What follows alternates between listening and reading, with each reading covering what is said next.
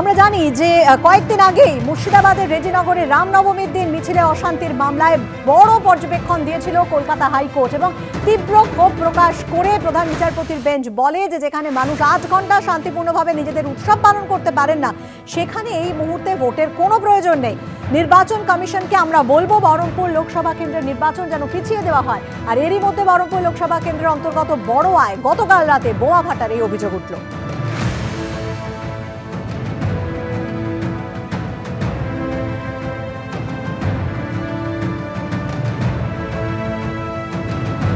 বহরমপুরে বুথের 50 মিটারের মধ্যে ফাটল বোমা। বড়োয়ায় বোমা ফেটে হাত উড়ল তৃণমূল কর্মীর। ঘটনার পর আহতকে এলাকা থেকে সরিয়ে নিয়ে যাওয়ার অভিযোগ উঠছে। ভোটে সন্ত্রাসের জন্যই বোমা মজুদ ছিল বলে অভিযোগ বিরোধীদের। ঘটনাস্থলে কোনো বোমা মেলেনি, আহতেরও কোনো খোঁজ মেলেনি, এমনটাই দাবি করছেন এসপি। আপনাদের জানিয়ে রাখি যে 13ই মে চতুর্থ দফায় বহরমপুরে ভোট রয়েছে এবং ঘটনাস্থল থেকে 50 মিটার দূরে স্কুলের মধ্যে জোড়া বুথ। কথা বলবো আমাদের প্রতিনিধি রাজীব চৌধুরীর সঙ্গে। রাজীব, এখনো পর্যন্ত কি কোনো খবর পাওয়া যাচ্ছে যে আহত হয়েছিলেন, যার হাত উড়ে গেছে তৃণমূল কর্মী বলে জানা যাচ্ছে, তার কি কোনো খোঁজ পাওয়া গেল? বৃষ্টি, এখনো পর্যন্ত আলী জিন্না বলে যে আহত হয়েছেন যে যুবক, তার কোনো খোঁজ পাওয়া যায়নি। আরো অবাক করার বিষয় সেটা হচ্ছে আলী জিন্নার পরিবারের লোকজন সকাল থেকেই কিন্তু তারা কেউ বাড়িতে নেই, বাড়িতে তালা বন্ধ রয়েছে এবং গ্রামের মানুষজন এই ঘটনা নিয়ে কেউই মুখ খুলতে চাইছেন না। গোটা বিষয় নিয়ে এলাকা থমথমে পরিবেশ এবং তারপরে এই অল্প কিছুক্ষণ আগেই বড়ুয়া থানার ওসির নেতৃত্বে কেন্দ্রীয় বাহিনী গোটা গ্রামে রুট মার্চ করে এবং তারা গ্রাম প্রদক্ষিণ করেন।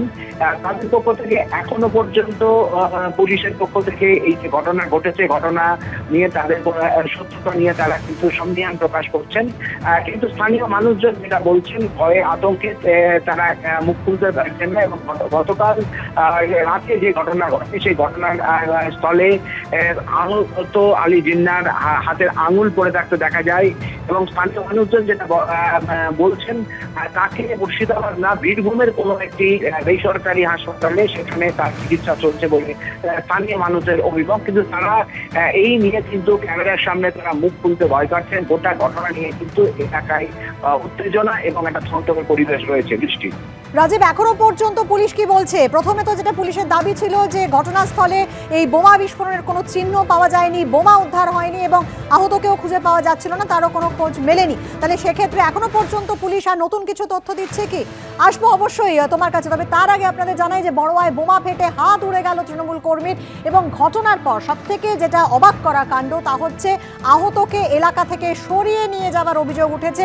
স্থানীয় কয়েকজন যেটা বলছেন, যদিও ক্যামেরার সামনে তারা মুখ খুলছেন না, কিন্তু তারা যেটা বলছেন যে মুর্শিদাবাদে নয় বহরমপুরে, মাফ করবেন, বীরভূমের কোনো বেসরকারি হাসপাতালে হয়তো এই আহত ব্যক্তিকে নিয়ে যাওয়া হয়েছে, এমনটা স্থানীয়রা মনে করছেন।